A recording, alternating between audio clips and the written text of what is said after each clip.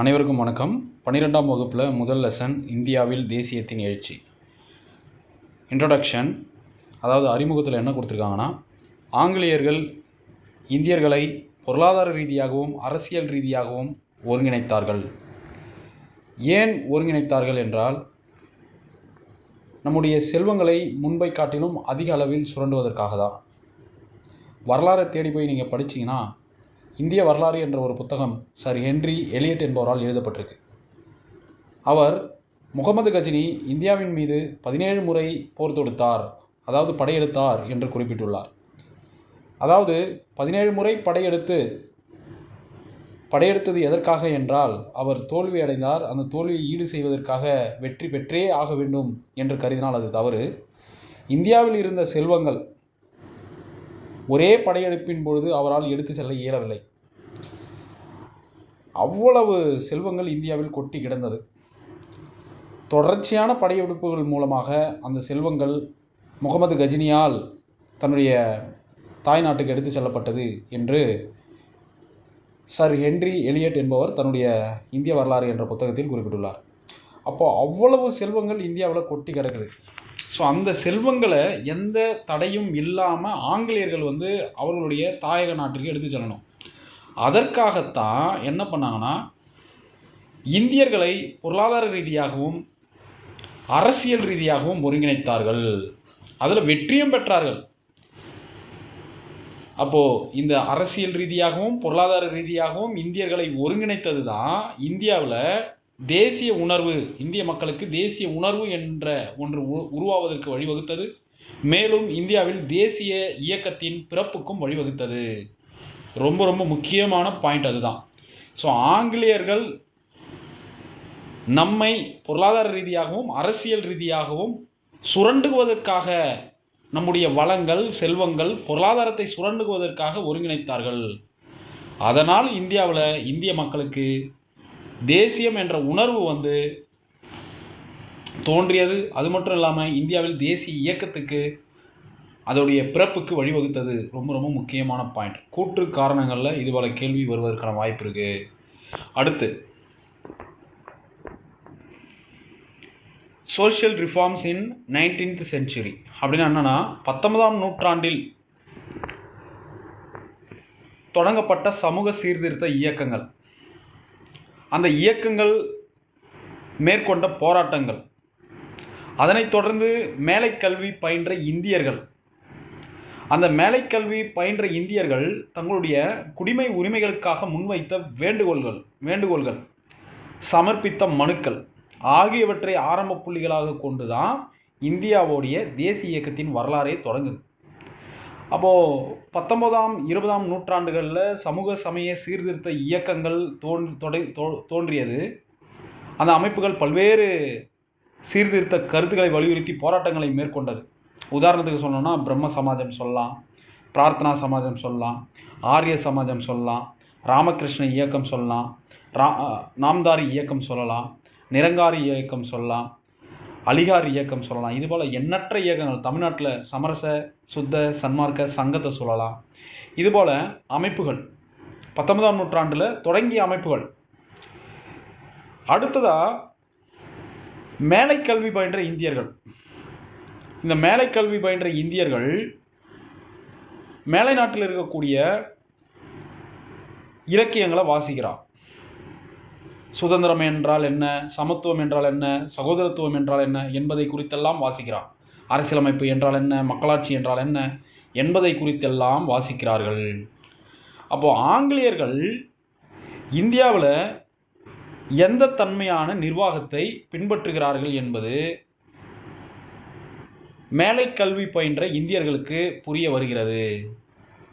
அப்போது அந்த இளைஞர்கள் என்ன பண்ணுறாங்கன்னா, கற்றறிந்த அந்த மத்திய தர வகுப்பினர் என்ன பண்ணுறாங்கன்னா, ஆங்கிலேயரை நோக்கி சில கோரிக்கைகளை முன்வைத்தார்கள், சில மனுக்களை முன்வைத்தார்கள். இதுதான் இந்திய தேசிய இயக்கத்துடைய ஆரம்ப புள்ளியாக பார்க்கப்படுகிறது. அப்போ 19ஆம் நூற்றாண்டில் சமூக சீர்திருத்த இயக்கங்கள் தோன்றியது. அந்த அமைப்புகள் முன்வைத்த போராட்டங்கள், அது மட்டும் இல்லாமல் மேலை கல்வி பயின்ற இந்தியர்கள் அவர்கள் தங்களுடைய குடிமை உரிமைகளுக்காக முன்வைத்த வேண்டுதல்கள், சமர்ப்பித்த மனுக்கள், இதனை அடிப்படையாக கொண்டே இந்திய தேசிய இயக்கத்துடைய ஆரம்ப புள்ளி தொடங்குது. ரொம்ப முக்கியமானது. அடுத்ததாக காந்தியோடைய என்ட்ரி. காந்தியோடைய என்ட்ரி வந்து 1915 ஜனவரி 9 எங்கேருந்து வராரு? தென்னாப்பிரிக்காவிலேருந்து வராரு. மோகன்தாஸ் கரம்சந்த் காந்தி. ஸோ அந்த தினம் வந்து பிரவாசிய பாரதிய திவாஸ்னு நம்ம வந்து செலிப்ரேட் பண்ணுறோம். அவருடைய என்ட்ரி அதுக்கப்புறம் தான் இந்தியாவில் தேசிய இயக்கம் மேலும் வலுப்பெறுது. முக்கியமாக அவர் ஆரம்பத்தில் 3 போராட்டங்களை இந்திய மண்ணில் பரிசோதித்து பார்த்தார். சம்ரான் சத்தியாகிரகம்னு சொல்லுவாங்க பீகாரில், கேதா சத்தியாகிரகம் குஜராத், அகமதாபாத் ஜவுளி தொழிலாளர் போராட்டம் அதுவும் குஜராத். இந்த 3 போராட்டங்களிலுமே காந்தியடிகள் வெற்றி பெற்று தன்னை ஒரு மக்களின் தலைவனாக நிரூபித்தார். அதனைத் தொடர்ந்து இந்திய தேசிய காங்கிரஸ் அல்லது இந்திய தேசிய இயக்கத்துக்கு அவர் தலைமையேற்றது 1919 தான். ஸோ அந்த டேட்லேருந்து இந்திய தேசியம் அப்படி என்பது மிகப்பெரிய மக்கள் இயக்கமாக மாறியது அப்படி என்பது தான் அறிமுகம் அப்படின்ற அந்த பர்டிகுலர் இடத்துல கொடுத்துருக்காங்க. அப்போது இந்தியாவில் தேசிய இயக்கம் தோன்றியதற்கான ஆரம்ப புள்ளிகள் என்ன, அது எவ்வாறு தோன்றியது என்பது குறித்து நம்ம வந்து டிஸ்கஸ் பண்ணியிருக்கோம். அடுத்ததாக தேசியம் என்றால் என்ன? தேசியம் விரிவான தளத்தில் தேசியம் என்பது ஒரு நாட்டிற்கு விசுவாசமாக இருத்தல், பக்தியுடன் இருத்தல். இதுதான் பாயிண்ட். ஒரு நாட்டிற்கு விசுவாசமாக இருக்கணும், பக்தியுடன் இருக்கணும். அது தன்னுடைய நாட்டை ஏனைய நாடுகளை காட்டிலும் உயர்ந்த இடத்தில் வைத்து பார்த்தல், அல்லது ஏனைய நாடுகள் மற்ற நாடுகள் இருக்கு இல்லையா, அந்த நாட்டுடைய பண்பாடுகள் மற்றும் விருப்பங்களுடைய வளர்ச்சியில் கவனம் செலுத்தும் போது நம்மளுடைய பண்பாடு விருப்பங்களை வந்து தளர்த்தி பார்க்கக்கூடாது, அந்த நாட்டுக்கு போட்டியாக பார்க்கணும் அல்லது உயர்த்தி பார்க்கணும் அப்படின்ற ஒரு தேசிய உணர்வு அல்லது மனப்போக்கு, இதுதான் வந்து தேசியம் அப்படின்னு சொல்கிறாங்க. தேசியம் பல வகை இருக்குப்பா. General definition, political definition, cultural definition, historical definition, sociological definition, economic definition அப்படின்னு சொல்லிட்டு பல்வேறு வகை இருக்குது. உதாரணத்துக்கு பொருளாதார வரையறைனா என்ன? தேசியவாதம் பொருளாதார அடிப்படையில் பார்க்கும்போது நாட்டுடைய பொருளாதார நலன்களை முன்னிலைப்படுத்தி உள்நாட்டு உற்பத்தி மற்றும் தொழில்களை ஆதரிக்கும் மனப்போக்கு அப்படி என்பது. நம்முடைய பொருளாதாரம் நம்மளை சார்ந்து இருப்பது, மற்ற நாடுகளை நம்ம பொருளாதாரம் சார்ந்து இருக்கக்கூடாது, எந்த ஒரு நாட்டையும் டிபெண்ட் பண்ணியிருக்கக்கூடாது, அப்படி டிபெண்ட் பண்ணியிருந்தாலும் அது கம்மியான அளவில் இருக்கணும் அப்படி என்பது பொருளாதார வரையறை.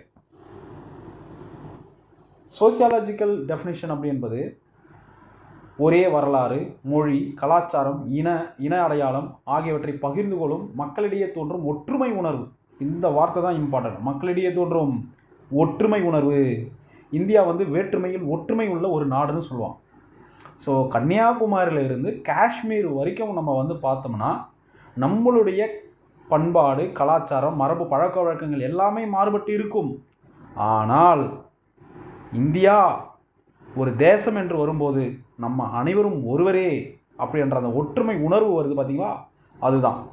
அடுத்ததாக ஹிஸ்டாரிக்கல் டெஃபினிஷன் அப்படி என்பது ஒன்று இருக்குது. வரலாற்றில் தேசியவாதம் என்பது வெளிநாட்டு ஆட்சியிலிருந்து விடுதலை பெற்று சுயநாடாக உருவாகும் இயக்கங்கள் என பொருள்படுது.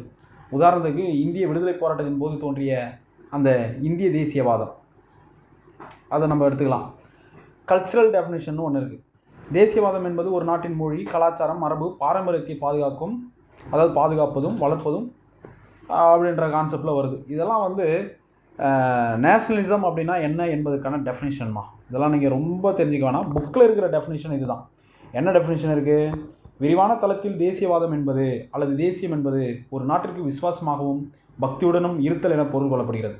அது தனது நாட்டை ஏனைய நாடுகளை காட்டிலும் உயர்வான இடத்தில் வைத்து பார்த்து அல்லது ஏனைய நாடுகளுக்கு போட்டியாக தனது நாட்டின் பண்பாடும் மற்றும் விருப்பங்களின் வளர்ச்சியில் சிறப்பு கவனம் செலுத்தும் ஒரு தேசிய உணர்வு அல்லது மனப்போக்காகும். ஸோ இந்த வகுப்பில் நம்ம அறிமுகம் மட்டும்தான் பார்த்துருக்கோம். அறிமுகத்திலே கூடுதலான பாயிண்ட்ஸ்லாம் நான் சொல்லியிருக்கேன். அடுத்த வகுப்பில் பார்க்கலாம். தேங்க்யூ.